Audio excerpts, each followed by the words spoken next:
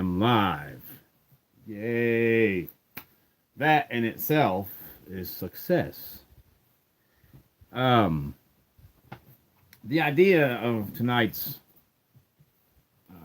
topic, I guess, what determines being successful? Success comes in all shapes and sizes, so to speak. It comes in all manners. The way some people would define success might be based on their wealth. But what if you got all kinds of wealth and riches, but hoarded it, never did spend it on anything, because obviously if you spent it all, you'd have material wealth, but you would not have monetary wealth, and therefore you would perhaps not be considered successful. I don't know if I said that often enough, I'd get it. Hi, baby. But, and then when you die all alone. You got nobody to leave that money to pass it on down, that someone might make some good use of it, that somehow you're having become successful monetarily in your life, career choices and finances, what have you. And so therefore the government somehow ends up with it. Or God forbid, the person that you do have in your life to leave it to goes off and squanders it. Then what did that success actually get you? You gained some money in your lifetime, which you never spent, that the person you gave it to blew it on a whim and doesn't even have any appreciation for the effort that you made to give them that ability. Then in my opinion, no, you were not a success. The idea of giving that money to somebody else was to make their life better, not that they would get a moment to party and blow it all away. But I'm going to tell you a little personal story here. We're kind of sneaking up onto April, aren't we? So the last 4 months, because it was right around Christmas when I had first done it, I have been trying to record. Hi, Two Socks. Hi, pig girl. I have been trying to record, edit, and post a easy songs for guitar video, which those of you who know what my channel's all about know what I'm talking of Guns N' Roses, Patience. Now, those of you who follow my channel devotedly will know that I had already posted Guns N' Roses, Patience. In fact, I was wearing my red hoodie with Chrome Valdez's logo on it, and a pair of gray camo, what they call city camo, which I felt was appropriate for the Van City Van Life camo, and camo with that hoodie. So I had recorded the video 3, 4, 5 times. You know, you make mistakes, you're like, no big deal.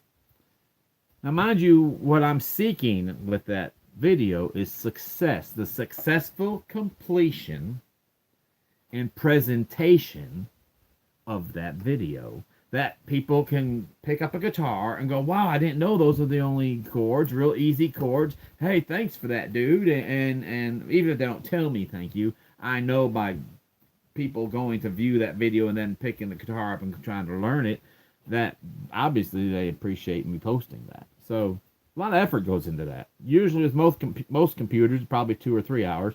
It takes me anywhere from 3 to 4 to 5 hours to edit the video if everything goes right, because the computer is so slow. I've been off the last 3 weeks, injured. Well, before I get to that, I actually posted that video, and I had not noticed, because I try to always, like proofreading, when you write something, you check it before you hand it off so that if there's any errors, you can correct those. But I had already done that however many times while the computer would freeze up and I'd have to start the process over again. And I was pretty sure I had it down pat this time. Well, something happened where the timing had changed. And all the chords that I had done, which I was posting this in sections, or not posting, but I was editing it in sections, because the computer gets hot. It's old. It's 11 years old. The processors and all the circuitry inside gets hot. The fan starts running 90,000 RPMs or whatever, and it basically just freezes. You know, circle of doom, as Mike Millen calls it. Okay, if y'all don't follow, or the S word we're not supposed to use anymore, y'all are in it. It's chilling, not like chilling with an I, chillin, like CHILLEN, with Millen, MILLEN. His name's Mike Millen. And y'all should follow his channel, support his channel, or whatever it is, in place of that S word that's in red underneath everyone's profile picture until you click on it. Because apparently YouTube doesn't like you using that word anymore. Because of all the idiots that say other things with the abbreviations with the number 4 in the middle. But anyhow, so I had posted it, and then one day went back to look at it, and the chords weren't in the right places. In fact, I was already seeing chords, and I hadn't started playing the song yet. I was still explaining some of the info that I feel people need to know. And I was like, son of a gun, how'd that happen? So I come back to the computer, and I look, and sure enough, the video that got saved was saved like that. And I was like, well, that ain't going to work. So, of course, I went back on YouTube, deleted the video. But the problem is, and I try to save the original, but the computer somehow ate the original. I mean, there is no existence of it anywhere. Backed up the file and everything else, figured it'll refresh it. No. So I'm like, well, son of a gun.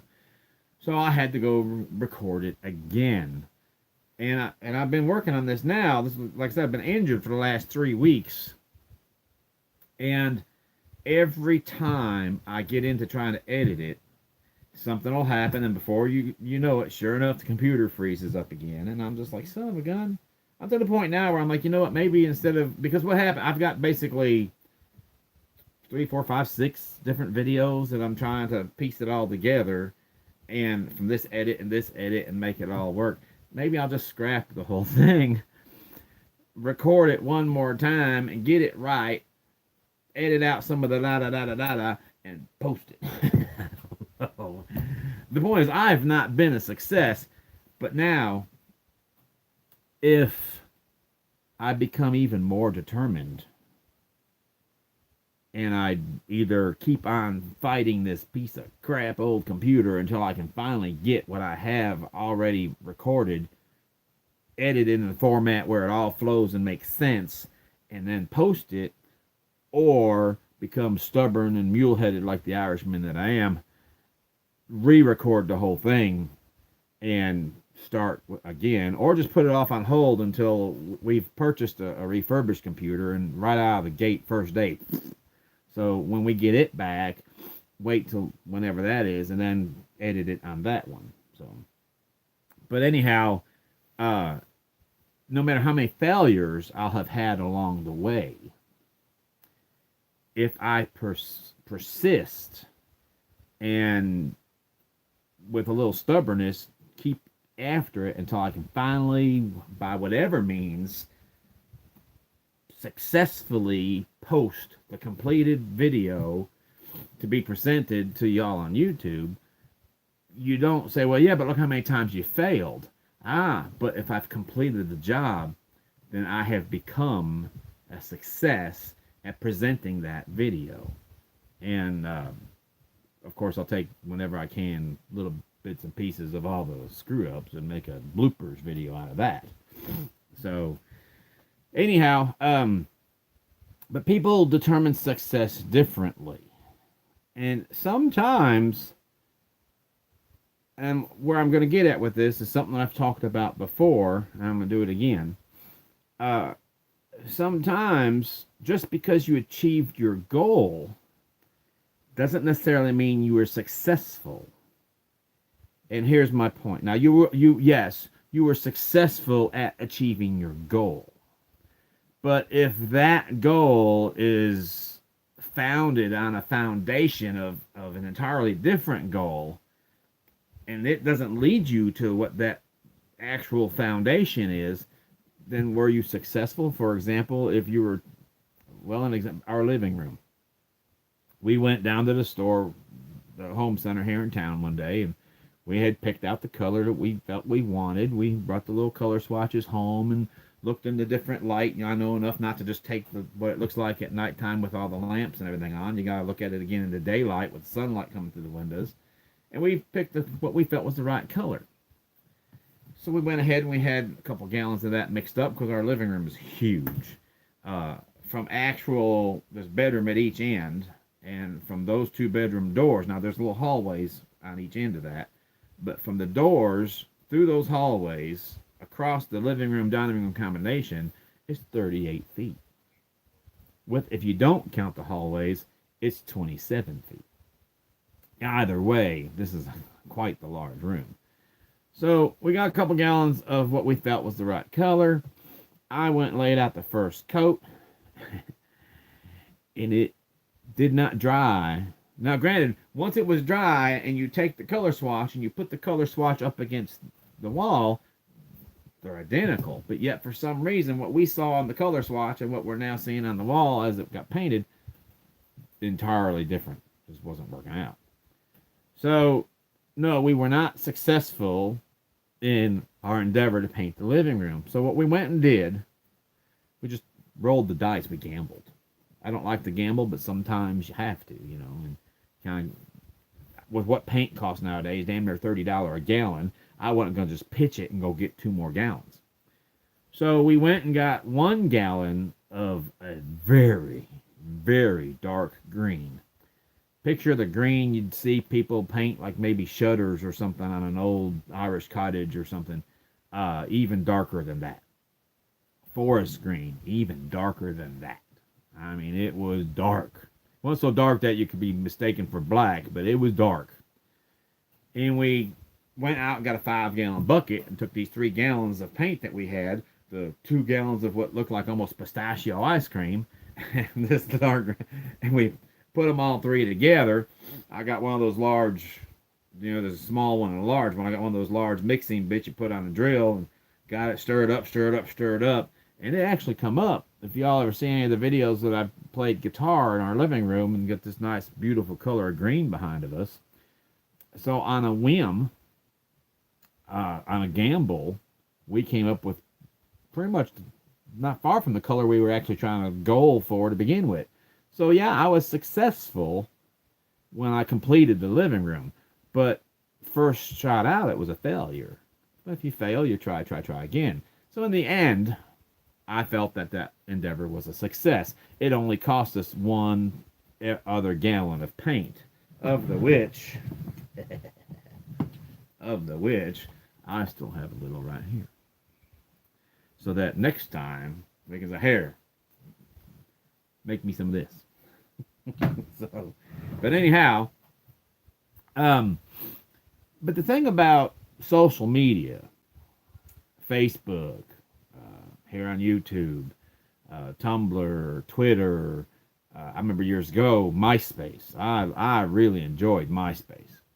But the thing about social media has always been, if y'all remember Ashton Kutcher and MSNBC, they were neck and neck. Those two, if you want to say pages, whatever they'd have been called, I guess it was either when Facebook started or right before MySpace ended. So it was either on MySpace or Facebook. I don't remember which. But whichever one it was, because I remember I went off and I clicked on Ashton Kutcher's page to help lean him the other way. And I like Ashton Kutcher. I think he's funny. But they were running neck and neck for, I forget who was going to get to 1 million followers first, or who was just going to have the most. They were both up in the millions, and they were trying to see by such and such a date who would have the most, or something. I don't remember how it was going, but it was between the 2 of them. Nobody, not George Strait, not whoever your favorite rock star actor or whoever, nobody had as many followers as Ashton Kutcher and the news conglomerate MSNBC. And Ashton won. But anyway, the point was that to be considered a success on a lot of these different social media platforms, you merely have to have more followers than I do, and then that means you're successful. And it doesn't necessarily mean I'm a failure. It would just mean that I'm not as successful. But the thing of it is, when you start trying to get those followers on all these different social media platforms, that's all you need. Twitter, Tumblr, Instagram, Facebook. MySpace does exist again. It's not the same as it used to be, though. But because basically Facebook, just like Instagram, is owned, or not Facebook, MySpace and Instagram is owned by Facebook. So, but anyhow, and that's funny. You can follow whoever you want on Instagram or MySpace, and there's no penalty. But if Facebook recommends someone for you to follow, and then you go send them a friend request or whatever it is. I haven't been on Facebook in 3 years, so I don't remember a whole lot of it. But I do remember they'll penalize you. You'll go to get in your profile, and it'll tell you for the next 7 days you're not allowed to get in there because of the fact that you sent someone a friend request where you don't even know them. Well, no, but you sent me the recommendation to send them the friend request, But anyway. So, and because a lot of the issues, for example, Mark Zuckerberg, nobody. He started off as a nobody, some dude in college that ripped off someone else's idea and made it, got it up and running first. Of course, he got sued for all that, but he still was able to come up ahead. It's like Willie Nelson. Willie Nelson, when the IRS got done with him, he was flat broke. A year later, he was worth more than he was before the IRS ever started with him. So, but Mark Zuckerberg, although his platform has become a worldwide success, if you look at all that it's becoming now, to what end? When it's all said and done, you know as well as I do, it's just a matter of time, and I pray for the day that somebody will come up with something similar but different, and eventually Facebook will be what MySpace once was. And some of these other platforms that don't exist anymore, it'll just be a has been. It'll be around for a while. It's been around a long time. What, 2009, I think it was when I started with it. I think they started 2008, 2007. So, but in the end, no, I don't believe Mark Zuckerberg will ever end up broke. But I think in the end, no matter how successful he is with money, that once Facebook becomes a has-been, it's a matter of time. It will become, trust me. It might not be anytime soon, but it will. And everything does. It's like anything else. It's a trend. And look at all fashion every so many years that we keep changing fashions. Why? We love the way, what, Tommy Hilfiger years ago, and then Abercrombie, Old Navy, somebody out in California or Paris or wherever dictates what the new fashion should be, then suddenly the old fashion is not only no longer acceptable, don't you even dare get caught wearing such a thing. I remember the days of disco and platform shoes and bell bottoms, which in my opinion, compared to the torn jean thing that thank God is finally starting to become, it's old news. It ain't there yet, but it's getting there. But I thought we looked pretty slick back then, our silk shirts and bell bottoms and platform shoes. Now, if you dress like that, people will think you're a freak, But back in the 70s, man, 75, 76, that was the look. So, the point is, with most of these platforms, back to social media, most of these platforms, the only thing that it requires to be considered successful on that platform is that you have a lot of followers. You don't even have to have more than anybody else. You just have to have a certain amount there or more. 5,000, 20,000, 100,000, I don't know. But there's a point where you feel, okay, I want to keep growing, but look how many I've already got in such a short amount of time. So in that same amount of time, I should have this much or more. So therefore, I've become successful. The problem is on YouTube, it doesn't work that way. If you have I don't know. Back to Chrome here. Chrome, and I've got something going on here in my mind, and I try to just keep pushing it off, but I'm gonna have to clear the air about it sooner or later. And it goes back to a video I posted a little while back with expectations. But anyway, um, Chrome has in excess of 30,000 subscribers, followers, supporters, whatever. Not supposed to use that other S word no more. I've been following him since he had 1,200. I remember starting to forecast and, hey, dude, at the rate you're going, you'll be at this by such a time, and what have you. You know, went and made a meme one day of him when he got to 14,000. Now, at that time, although he was growing at a pretty good pace, it wasn't necessarily leaps and bounds like he's been here of the last few months. Last, what, 5 months, I guess, 4 months. And he's really, and of course, the more you get, the faster you'll grow because the more people that become exposed. But he was still going at a pretty good pace, just not necessarily leaps and bounds. And so I felt instead of waiting until he hit 15,000, which would be a better mark, it was just surprising how quick he had gone from 1,200 to 14,000. So I went ahead and I had done that. It's on Instagram. If y'all follow his Instagram, you go to the where people tag him in photos. It's in there. So, but you can say Chrome has been successful on YouTube because not only does he have all those followers, but he keeps getting more followers, and that means people are viewing, hitting the thumbs up button, and commenting on his videos. Now, I don't know. I haven't been as faithfully watching as I used to. And again, we'll get into that another day. But I know that there were a lot of people who paid specific attention to his channel because of Disco, his dog. And that guy. So I like the fact that, you know, Disco was a snarling kind of a, I don't know, just kind of, it's a guy's dog. You know, he's not the kind of a dog or girl, you know, dainty, not just any old girl, but like, you know, a little dainty little girl lives in a high-rise apartment somewhere with the little slim, expensive dresses and, you know, big brand name high heel shoes, whatever. That's not the kind of dog someone like that would have. Now, a country girl maybe, but not a girl like that. And Disco was kind of a guy's dog, you know, snarling, slobbering, and whatever else, and you know, just a guy's dog.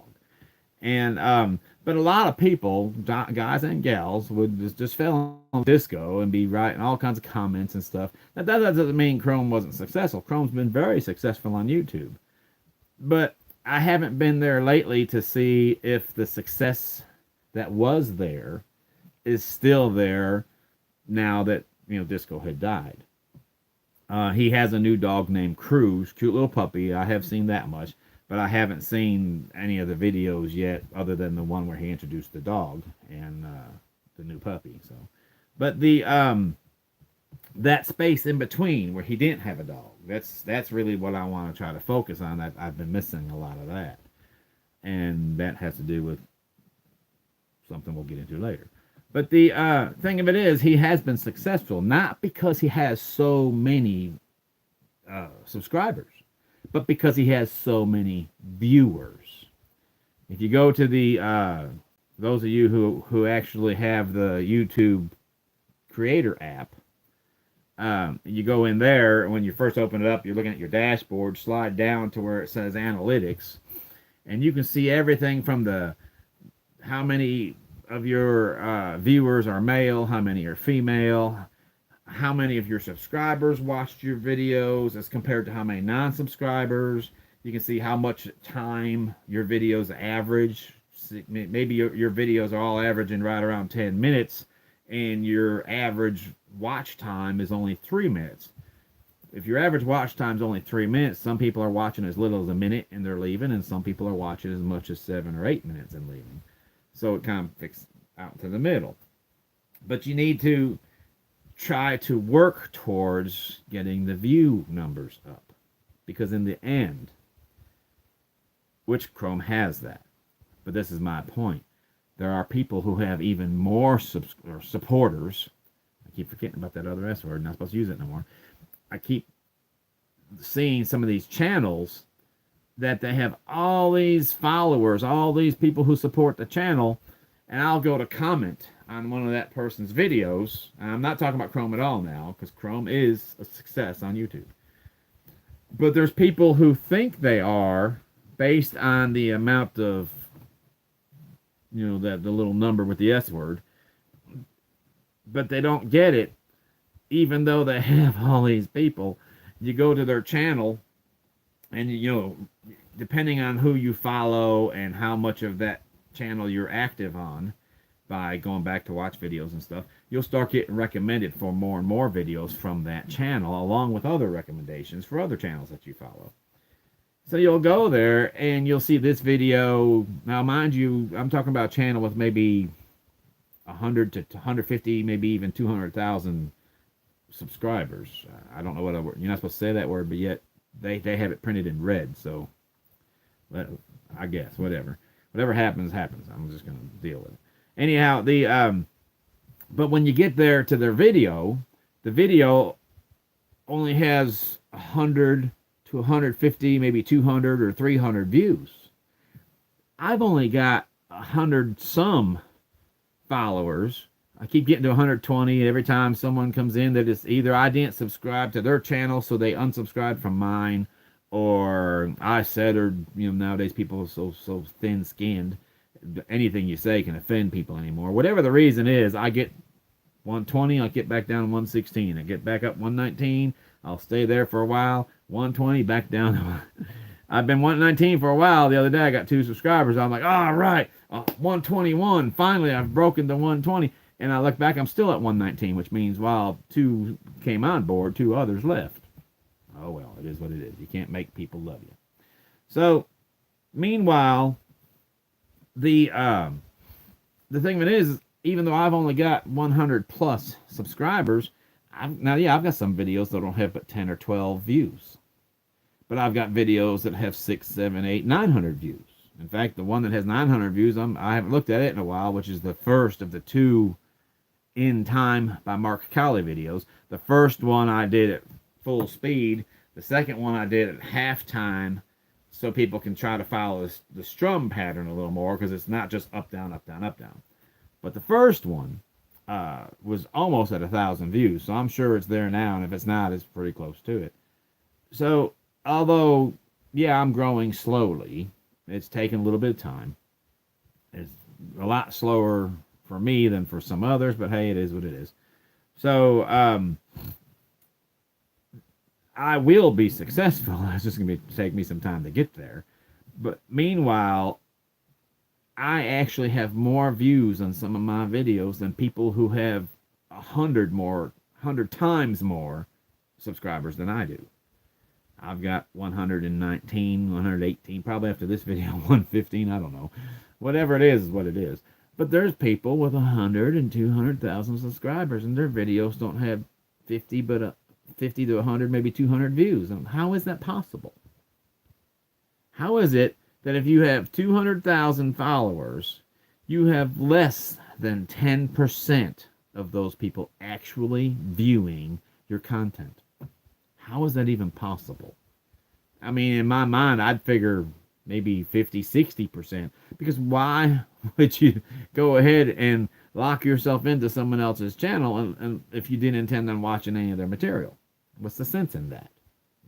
Unless it's like someone who thinks they're on Facebook and, well, I don't know who that person is, but I'll accept their friend request anyway. And then you never really let them follow you. Who cares? There's none of my personal information on here. So let them be entertained with whatever's going on, the drama in my life. But meanwhile, you never have any interaction with them. Then what's the sense? So, if you have 1 million subscribers, followers, supporters, whatever you can call them nowadays, I wish that since we're not allowed to use the first S word, I wish they'd let us know what we're allowed to use instead. But anyway, just like YouTube, keep everybody in the dark. Let them figure it out as they go by making mistakes, and we'll give you as you go, and then you know what you can't do. But if you got 1 million folks following you, but you only have a couple hundred actually interacting with you as far as viewing your videos, and then of those couple hundred that are interacting with your channel by watching watching your videos, only 10% of those, so we're talking, what, 20, 30 people, are actually taking the time to comment on those videos or give it a thumbs up or even a thumbs down. Thumbs up, thumbs down, I'm not sure everybody knows this or not, it's the same thing. To the computer, it's the same thing. It's interaction. You have made an effort to communicate with me what you think about the video. That's what the algorithm is looking for. It's not, I mean, yeah, it does, I guess somewhere in there it still matters if you want to have more likes than dislikes, obviously. But in the end, the algorithm, all it's checking for is interaction. So a comment, even if your comment is bad, now, yeah, you can be held accountable for any comments that people post that have obscene language or anything else that's considered a hate speech or objectionable. And if you don't go back and check and delete those comments, you can actually have your video striked and maybe even have your channel taken down because you allowed it. I'm not sure if y'all are aware of that. That's part of the new 2019 YouTube rules. But the only thing that the analytics, the algorithm really pays attention to is interaction. So people commenting on your videos, people giving you a thumbs up or thumbs down, doesn't matter either way, all of that counts. But nothing counts more than views. How do you know this? Because you're only required to have per year now. It's not like, well, if you make 1,000 subscribers just once, and then you drop below that and never get up there again, but you still, just once, at the same time you got that 1,000 subscribers, also happen to have the 4,000 hours of watch time on your videos, and you never maintain that, then no, you will not be a monetized channel. To be monetized, you have to get to both of those plateaus. To stay monetized, you have to maintain both of those plateaus. And here's the kicker. Again, if you go to your analytics in a YouTube creator, you have to maintain them day by day for a 12-month period. If you look at how the analytics are, it'll say for the last 12 months, the last 48 hours, the last 3 weeks, the last 11 days, the last 10 days, whatever it is, it's from right now backwards. And so at any time, that's why you'll hear about channels who were monetized and have been monetized for years, and all of a sudden they've become demonetized because they, based on the new rules, they're no longer meeting that plateau. They're no longer meeting that level. So if you've lost your monetization, then work at doing whatever it is you did to get to that level of interest to begin with, to gain that many people watching your videos, and work with your videos to get the production quality up, that people will be interested in them and keep viewing again. That if people are interested in the video and they keep viewing, those who aren't your subscribers, at least maybe half of them or even a third of them will want to be. And that is an equal amount. Basically, for the amount of people you have subscribing, you need 4 times that many hours of viewing time. So you want to focus on both of those. But it's easier to get the subscribers than it is to get the view time. To get the view time, whether it's somebody who is a subscriber or not, that's the kicker. It doesn't have to be someone who regularly follows your channel, someone who devotedly supports your channel. Doesn't have to be. It can be anybody. You can have not a single one of your subscribers watch your channel all year long, and you can still get 4,000 or more hours of watch time if there's enough people who are finding it in the recommended content that YouTube puts in everybody's channel. So to be a success, it's more than just, hey, I've got so many subscribers. You know, I've always said, like if you ever been to a church with a humble preacher, and the preacher will say, well, I'd rather have a church of 15 people who really, truly want to learn what the Bible says about how they should live their life than to have a church of 500 people who just go through the motions and they won't even open their Bible while the preacher's preaching just to make sure that he ain't making any mistakes about what he's preaching about. Because after all, he's human. He's going to make, nobody's perfect. So, 1, you're supposed to read and to follow along to make sure you understand the material better. But 2, you might have a difference of opinion from the preacher from how you read a particular passage. But there's people who go to church, they'll sit, if they even bother to bring a Bible, well, they'll set it right there or with beside of them, or maybe they'll open it to the first passage, but most preachers will bounce around through the Bible. They'll pick up different passages to help further iterate, whatever the word is, to help them make their point a little better. But those people who have that Bible open in the lap, it's still at the first verse. They're not following along at all. They're just nodding their head. They're probably thinking about, I wish he'd get this over with away so we can go back home and watch football or who knows what. Oh, I hope we can get over to the Cracker Barrel before that place starts getting packed. There's anywhere you go anymore. The church crowd fills up a restaurant. If you try to go somewhere out for lunch on a Sunday, good luck. Supper, yeah, lunch, or a brunch, whatever you want to call it, the noon hour, 1 o'clock, forget it, packed. So, what defines being a success? Well, if all you want out of, and again, I'm talking specifically YouTube, although the title doesn't necessarily say that. I wasn't necessarily trying to be misleading. In fact, I guess when I'm done, I'll have to go back and edit all that. But to be a success is based on what you require. If you're not trying to be the wealthiest man on earth, President Trump, before he become involved in politics, he's been wealthy most of his life. But if you think, well, I don't need that kind of money. Bill Gates, one of the founders of Windows, all right, along with Steve Jobs. Of course, Steve Jobs is now Apple, but before Apple, there was IBM, and everything that was IBM compatible, and it was Windows, and that was Bill Gates and Steve Jobs. And in fact, it was kind of more or less Steve Jobs' creation, and Bill Gates kind of just run with it, and Steve's like, fine, I'll start my own company over here. See you later, bye.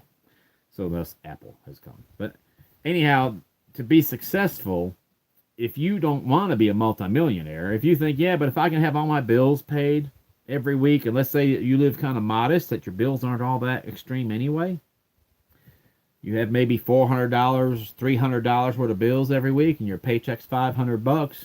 By the time you put some gas in the tank and do a little, maybe go party a little bit or something, and buy yourself something nice on occasion, out of your $500 a week check, at the end of every week, you still have $50 to $100 just to go put in the bank for just in case.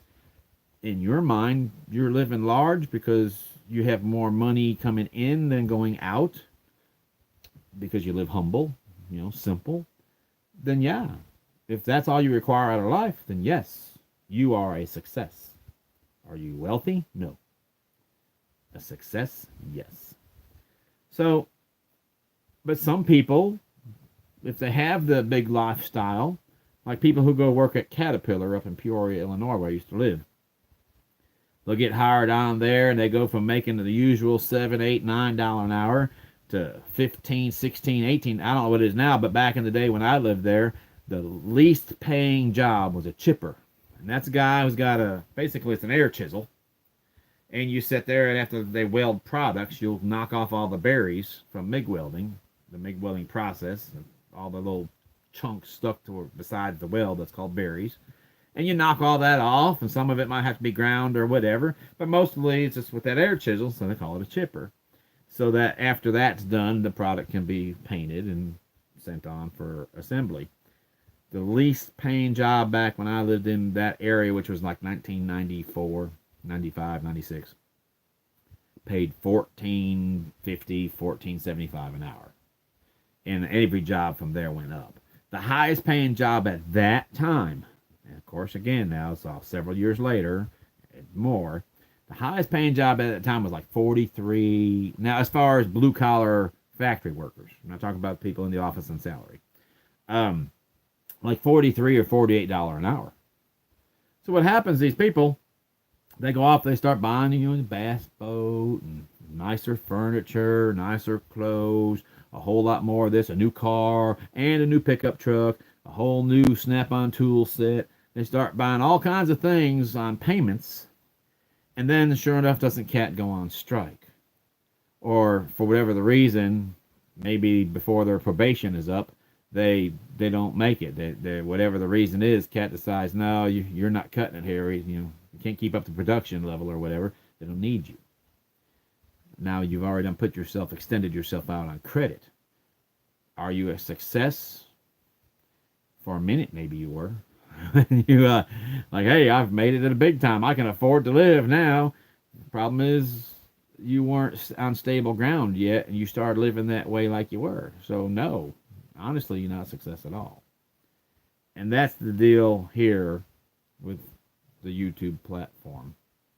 If you have 1 million, 2 million, 5 million followers, but you're only getting 200, 300 views, 400 views, maybe even 1,000 views on your videos. 1,000 views for a guy who has 100 or so followers, that's pretty good. But if you're only getting 1,000 views and you have 1 million or 2 million followers, there's something not right there. You know, the people who are following you because they like you or feel some obligation to, but they don't find any interest in your content. Now, for those of you who actually watch these later, and for whatever the reason are still tuned in,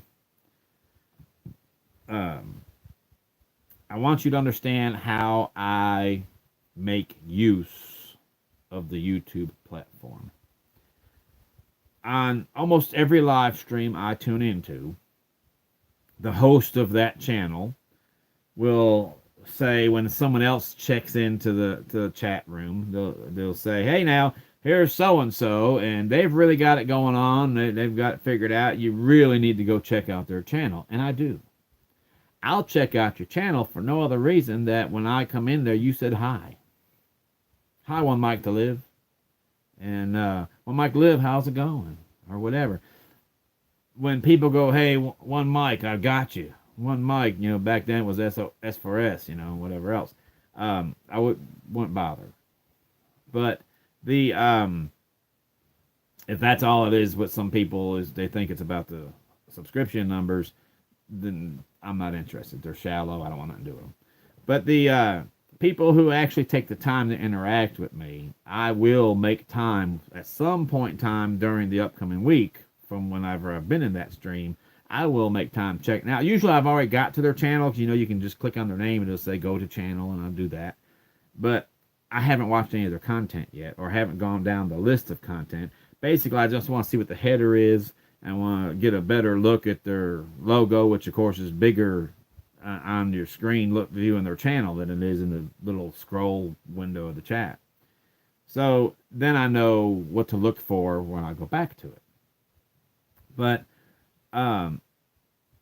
if I'm not interested in whatever it is you're presenting, don't care how nice of a person you are, I don't care how many people think that, hey man, he's got the best channel around, whatever, great. But if I'm not interested in your videos, and it's nothing personal, just the content just don't, not feeling it, don't do it for me, whatever you want to say. Like, yeah, whatever. It's just, there's one I was well, there's several that I had been to throughout the past year that it seems a lot of people are into this whole thing with the tarot cards, which I'm not into. Now, there are some channels I follow that are into the tarot cards, but that's not all they're into. So they have other things that I do find interesting, so therefore I do follow them. But yeah, if there's not anything on that channel that I find interesting, to each his own, right? I have the right to say, yeah, that's just not my thing. And if not, I don't bother. I had recently subscribed to a channel that I felt, well, this person's pretty cool. I'll go check their channel out. Well, I got to their channel and there was not really much. There was a couple things maybe, but there was just that 1 or 2 videos. The majority of it, I was like, no way. This is not. I was like, there ain't now. I sure don't want to be notified of that. I thought, you know what? This person, they are social with me, and they do interact with me. So I thought, well, then that's the least I can do. I honestly don't even, because I don't know how to go about finding out who your subscribers are. I have found where I can get in here and I can find out who I'm subscribed to, but I have yet to figure out how to see who I know that I can if I'm on a computer with an internet connection, but from my phone, I have yet to figure out. I've looked at, anything you want to find out, just type it into the browser, right? YouTube browser. And I've been to a couple of those videos, but they're very vague. And I just haven't figured out how to actually see a list of who those 119 people are that actually have subscribed to my channel. So, but I thought, well, you know what? I'm going to go ahead and I'm going to subscribe to this person's channel because they are sociable with me. But I won't click the bell because I don't want to be notified of their content, because their content is not at par, I guess you'd say, with what I like to watch. So even though I didn't click the bell, I started getting notifications of their videos anyway.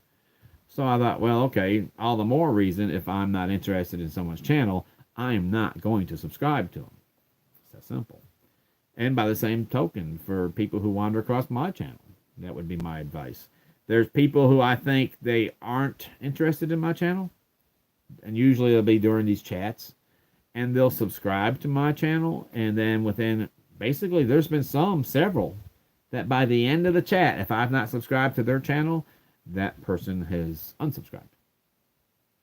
Whatever, But the thing is certain people on certain channels specifically, there are certain people who subscribe and stay and come back and check out the content that I'm posting. And I'm trying, like anybody else, I'm still growing, I'm still learning, I'm still trying. I've had this channel for 2 years, but I've only actually actively been working on it for 1 year and a month or so, a couple months, whatever. And I don't remember the exact anniversary date that I first started the channel, but all I'm trying to do is grow. To me, it's not really a history lesson as much as I'm just trying to, wherever it's at each day, I'm trying to get better at what I'm presenting, editing, and my filming habits and what have you. I'm trying to get better at that the videos will have less errors in them, less annoying little twitches or whatever else, and be more interesting and what have you. I'm working on that. In fact, tomorrow is Saturday. Now, if those of you who actually follow me kind of regular will know, hey there, Brother Mike, how you doing? Those of you who actually follow me will know that I do Mike at Midnight 6 nights a week. I don't do one on Sunday. And the reason why is on Sunday evenings, of course, I do music, mouthiness, and Michelob. And I was about to say Mike and Michelob. Actually, that's not a bad title either, but we've already got the one going that works. Those go anywhere from... we're doing all right. I've been injured. I've been off for a little while. But, yeah, we're doing okay. In fact, Monday I start work again. Monday, someone has a birthday. Is that not right? I didn't know whether anybody know that or not. But right now it's just you, me, and the mama. So not too many people will watch this far back later on. So no, our secret. But anyway, what I'm going to start doing on Saturdays, well, I'm okay physically. Mentally, that's still up for debate. The jury's still out on that one. Oh, I don't know if I told you. You remember my court issue, right? I've been kind of checking in. I checked in on the chat, but I don't remember. I think actually I saw you were in there earlier that day. But at the moment, it's not done yet. The grand jury will convene on June 4th, and then we'll determine whether or not it's over. Oh, so you did see that? Yeah, they at the moment anyway dismissed my case. I'm hoping it'll stay there, so we'll see. But what I'm gonna start doing tomorrow will be the first one. I wasn't planning to do it as a live stream, but right now I'm having so many issues with our laptop. Tomorrow it'll probably be a live stream. I'm gonna start doing on Saturdays my 3 songs. What I'm going to do is I'm not going to do the whole chord thing, on screen, chords on screen and all that. Basically, I'm going to do this for entertainment purposes. I'm going to pick 3 songs, play them, and say, y'all have a good day. But anyway, well, yeah, I hope that what he actually said, his exact words, because, the charge was criminally negligent homicide. And he said, negligent, I can see that. The guy died because I didn't do something soon enough to avoid the accident. And but he said criminally negligent, that actually kind of leans, what the word the lawyers use the word language, talking about specific words that are used in the name of the charge. And of course, to be a judge, you have to first be an attorney. And this is sessions court. I was thinking this like a few other folks had said. Well, all right, then it's done because they can't try me on it twice. But this wasn't a trial. This was a hearing. So the grand jury will convene to determine whether or not it goes to trial. But he said, I don't see. In fact, he didn't even recess the court. He just asked the state attorney, district attorney, and he asked my attorney to join him back in his chambers for a brief moment. They were back there, I don't know, what do you say, baby, about 10, 15 minutes? They were back there a good while talking this out.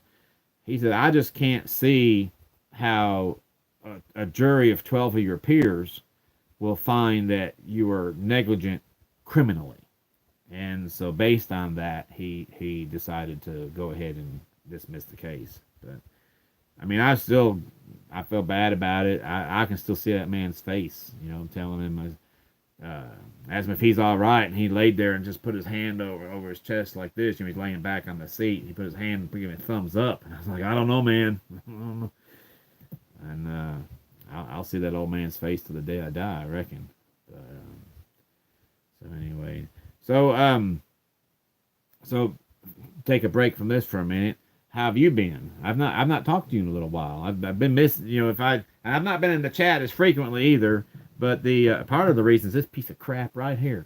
Ask Elaine. I've been one day. I think I was in here for like 6 or 8 hours straight working on this damn video. Which tonight I'm just about done, dude. I've got like 5 minutes of editing to do. Go ahead and save it. Of course, saving it takes several hours. We got to keep coming in here and moving the mouse around because if the computer puts itself to sleep, the screensaver kicks in and all, then all of a sudden I'll lose it all again. So, but I'm like 5 minutes away from finishing where I can click the save button, and then it went black screen. I'm like, mother effing, you know what? But anyway, so I apologize that I've not been around to say hi as much. But so things going okay for you? With work and your van and everything else. I don't know if you saw today. We went to look at a van. We drove 2 hours. But we got another laptop and we bought it refurbished, $200. And the same day we brought it home, the very next day I went to turn it on, it wouldn't even come on. And so it's back. It's getting a new motherboard, new battery, and who knows whatever else. But we looked at a van today. We drove 2 hours to go look at this van. Very sharp looking GMC Vandura. And it's not a long wheelbase or nothing like that, just standard wheelbase. But it's pretty clean, real sharp. We're looking to try to get into a kind of a market. There's a lot of people who keep, you see in all these different chats and these van life chats where I just wish I could do it, but I just can't afford to. I see people all the time. Trent and Allie one time that made a video of should you get the Ford Transit, the Dodge ProStar, or a Mercedes Sprinter. Well, if you're like most people where you're barely making it on whatever wage that you're getting, $8, $10, $12 an hour, or some places maybe even more, but due to the cost of living, they can't afford hardly a used van, much less a brand spanking new $40,000, $50,000, $60,000 van, And then after you buy you this brand spanking new $40,000 cargo van, come up with another $5 or $10 to build the camper van of your dreams, So what I want to try to do is try to find vans that are in good running condition, that aren't beaters, old maybe, but in decent shape, and do a kind of a humble conversion. Nothing extravagant. Basically a starter that someone can actually come in and for just a $5,000, $6,000, maybe even less.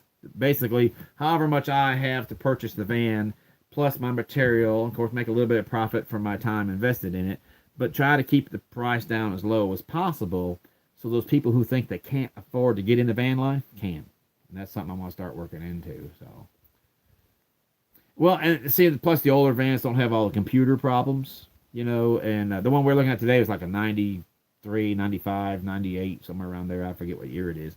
But the idea being that I can go ahead and build a bunk, couple cabinets, one to be used as a dresser or a closet or whatever you want to call it, another one for storage and stuff.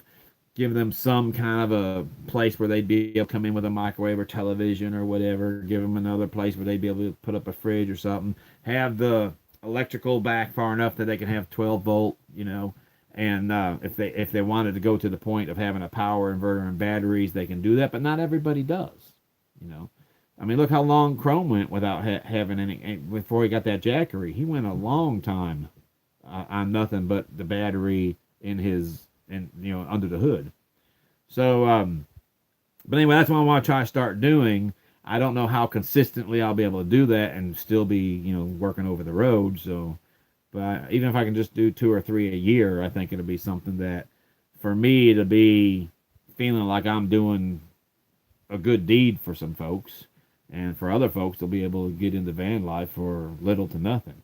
And then take whatever I've built and then build onto that as they can afford. And then, they can go ahead and finally quit their job and live on the road, live their dream like everybody else does. Like I wish, we want to buy a trailer the day we ever get this house renovated so we can sell it. We took it off the market, but we got 5 cats and 2 dogs. Living in a van, although I've seen people in a big rig live like that. But we want to try to get somewhere where we'd be able to have some space so that we're not always going to turn around stepping on a cat or a dog's tail or who knows what. But I just figured the longest travel trailer that we can find, and then get a short wheelbase 1-ton van to pull it with a V8 and automatic. But the idea then to travel once we finally get the house sold. But you would not believe what we've been going through here with contractors. I don't know what it is.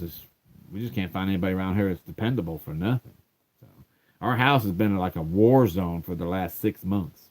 People come in here, we get one guy, he'll start working on something, then he'll never finish it. Then we'll have to go hire another guy to finish that guy's work, which still hasn't been done. And then meanwhile start another project, and that project didn't get done either. That project's been undone like it is now for almost 4 months. We've got 2 different bathrooms here, and Elaine's bathroom is supposed to be the more elegant of the 2. And right now, it looks like the Tasmanian devil been bouncing around in there like a pinball machine. But anyhow, so we've not been successful. The theme of tonight's discussion: we've not been successful with contractors. Yeah, but anyhow, that's something that we'll have to work out as we go. Yeah, and the thing of it is, Elaine kind of knew this guy. I'm not from these parts, but she's been living here for almost 40 years. At least 30-some years of her life's been right here in this county. And so she knew this guy, or knew of this guy, knew his wife and whatever, and we felt that, we can trust this guy. So he was not, and it's not far from being done, although there's a lot to be done, a lot of little stuff. And although it's not perfect, it's decent. It's better than what it was. So she went ahead and paid him all the way up in full, and all of a sudden we wouldn't see the guy no more. So I was just like, well, so now we have to, on top of our losses on that, pay another contractor even more money.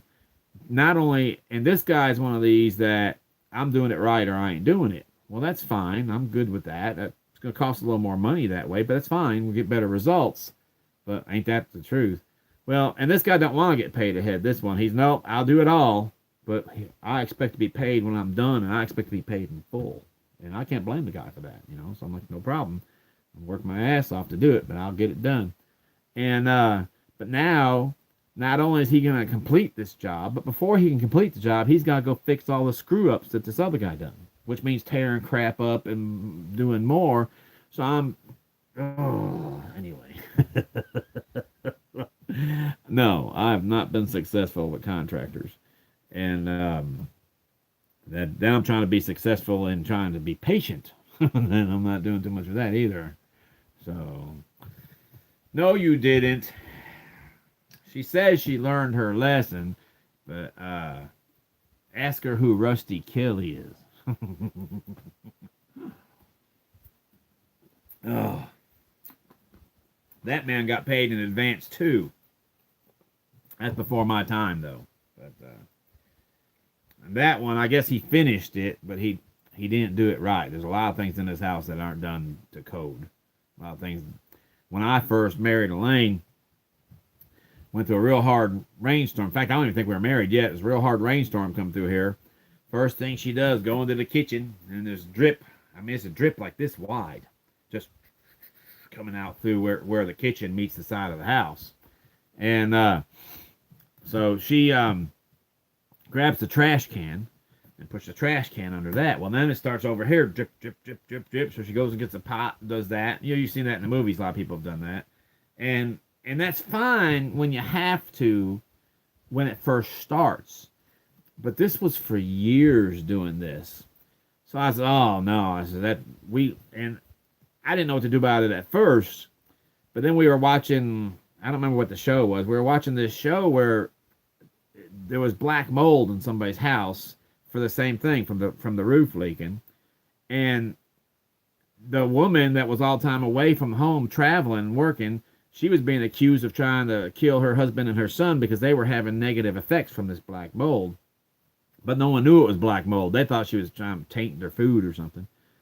So I tore all this apart where that leak was, and believe it or not, I guess because there's good airflow, this used to be a trailer that they've built 2 room additions alongside of, and then the master bedroom is above one of those, which is the kitchen below. But anyway, right there where it was leaking, just all really good airflow in between, so there was no mold. But what the guy done, and if you know anything about construction, a hip roof, which will be basically, instead of a gable, you'll have a slope this way, and of course 2 slopes this way, and another slope there. And so where the roof ties into that at, you got a ridge coming down each side. And then, of course, these are gables. It's not a hip roof. It's a gable roof, you know, so it's got the ridge with the gable at each end. Another ridge that comes off of that right there to the valleys. You have the valley on each side of that. That ridge comes off to the side, another gable there. Gable on each side of the bedroom up above with a ridge going there. But then where the ridge comes across like this, and meanwhile the cube that makes the upstairs bedroom, the slope of the roof just comes right to it, and all he had was flashing underneath the cedar siding, but instead of having one good long piece of flashing that wrapped around the corners of the second story, he had put it up there in sections, thinking that the water will never sneak around in between them 2 pieces that's overlapped. And that's where the water was coming in, and I was like, oh my God. So I went up there and did the best I could. I've got some carpenter experience, but I'm not a carpenter by trade.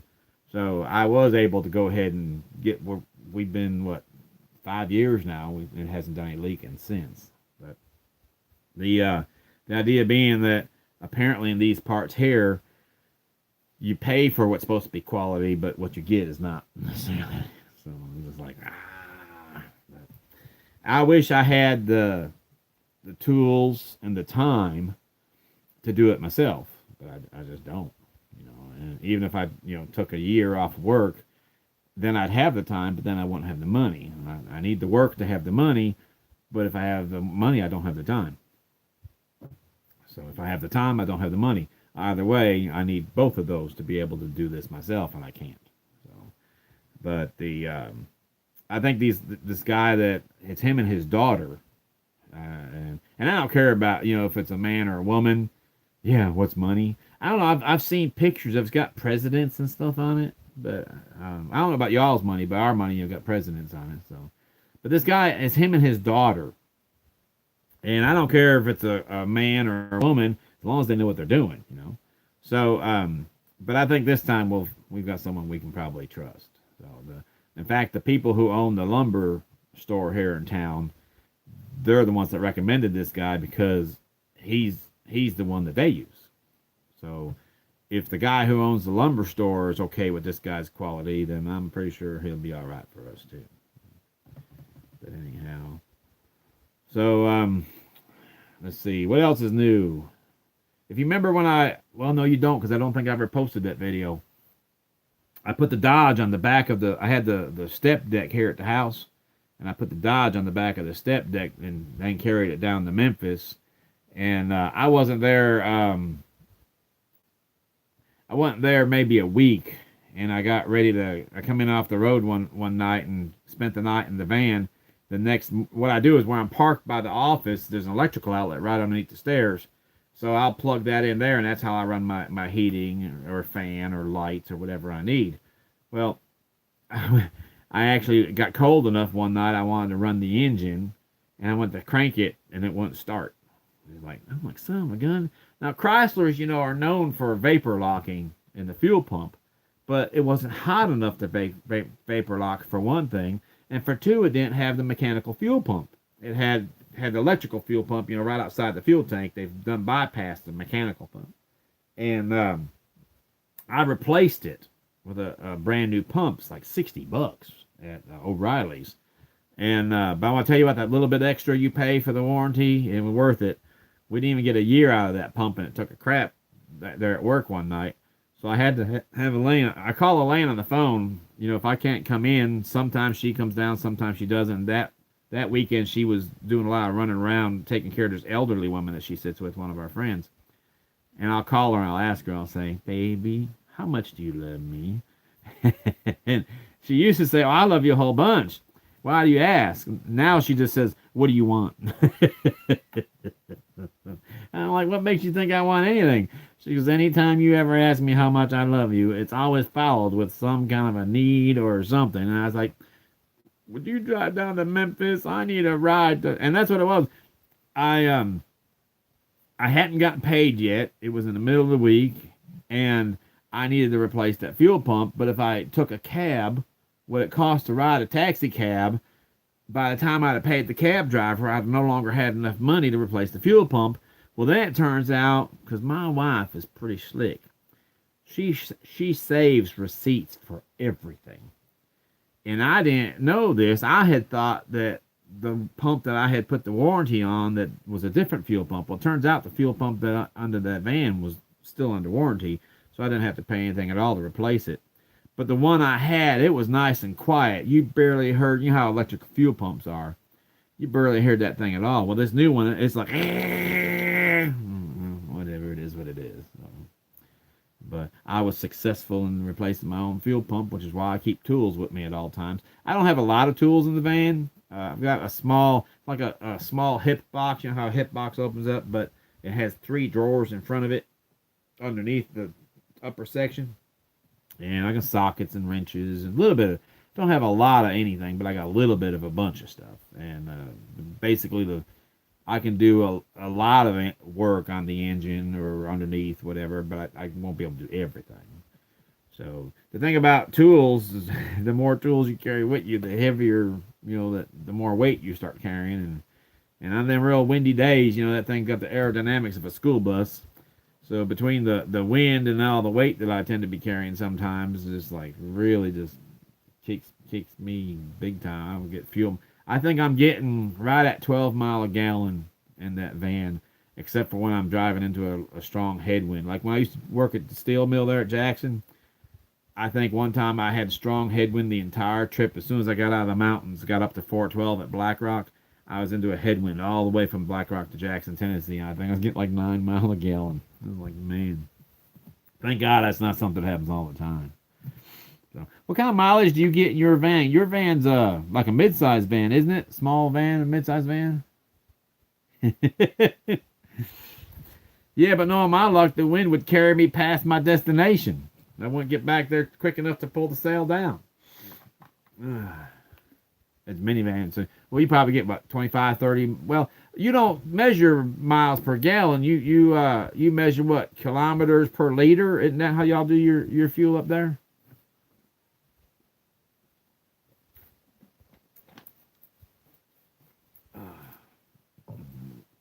I thought in the UK, I thought they were on liters and kilometers and everything. But this one guy, I'm not sure if you know who I'm talking about. Kirsten Tozer. He's got a red beard, got some kind of braids in it, whatever else, and he's got a Renault. It's a you're in liters. He's got a Renault or Renault or whatever. I think the way you say it though is supposed to be Renault, and it looks like it's about the same size as the old Ford Aerostar, maybe even just a little bit bigger than that, but it's not quite full size. And he said he's getting like 45 and 50 miles a gallon. I was like, wow, that's amazing. Of course, it probably has a real small engine in it, but plus it's aerodynamic. It's got a real steep slope, whereas my van's almost like so. So, but anyhow, well, brother, I'm gonna wrap this up, I suppose. Go ahead and call it a day. It's been kind of aggravating. Like I said, I think I got in here about 8 o'clock this evening. So, of course, I've been on here for an hour. So, right at about 3.5 hours working on this, and almost get done with it. And then the computer goes ahead and takes a crap on me. So, all the editing that I've done, everything, gone. All those little chunks of video, I'll have to go back and do the editing again. I'm like, like I said, I think I'll just go ahead and maybe just scrap the whole thing, re-record the whole video, be done with it. Anyhow, so my friend, I wish I was be able to get up there and have a beer with you Monday. Chances are you'd have more than just one. Anyhow, but if I don't catch you, just in case, because Monday I'll be back at work. But if I don't catch you, happy birthday, brother. And at some point in time, Sunday night, if you happen to be around, catch me. I'm sure enough going to have a beer in your honor. I'll have more than one then, too. So, we'll be in the van down there, or else in the big rig. I'm not sure where we'll be. I told Mama we'll leave out of here around 8 o'clock or so Sunday morning.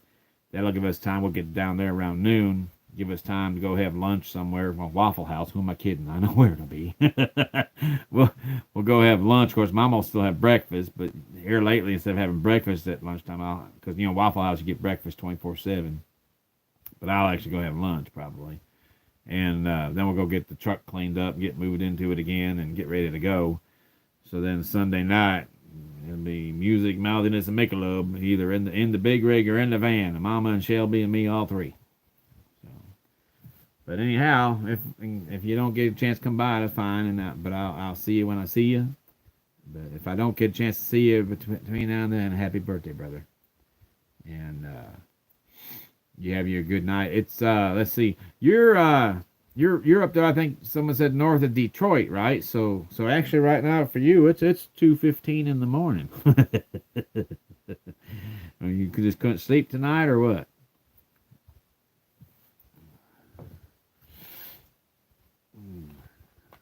Alrighty. Well, I know that she's about ready to fall asleep up there. She's upstairs in bed already. And I'm going to go ahead and join her. So, alright. Well, I'm gonna try to nap at least. But, well, hopefully we'll run into you over the weekend. And if not, I'll try to catch you in the chat room Monday. But I'm not sure what the plan will be Monday. I know they'll load me with something, but with what and where it's going, I don't know. So that'll determine how busy I'm going to be. But you too, brother. You be well. And have a happy birthday. In the case I don't get a chance to catch you and tell you again, when I know you'll be hoisting at least one up. Hoist up an extra one. That's the one I bought you, okay? So, it ain't even your birthday yet. I'm already trying to get you drunk. All right, man. We'll see you when we see you. Have a good night, okay? Or good morning, actually. Take care, brother. I really appreciate you, man. All right, bye.